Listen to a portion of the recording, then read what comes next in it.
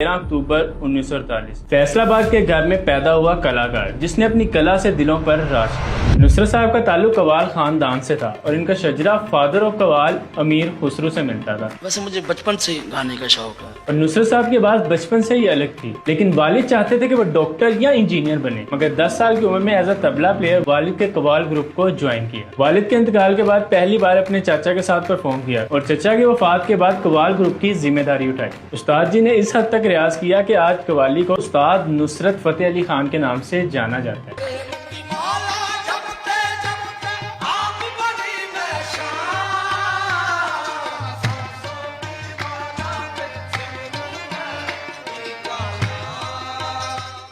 और लोगों की मोहब्बत का ये आलम था कि गाते नुसरत साहब थे लेकिन झूमते लोग थे।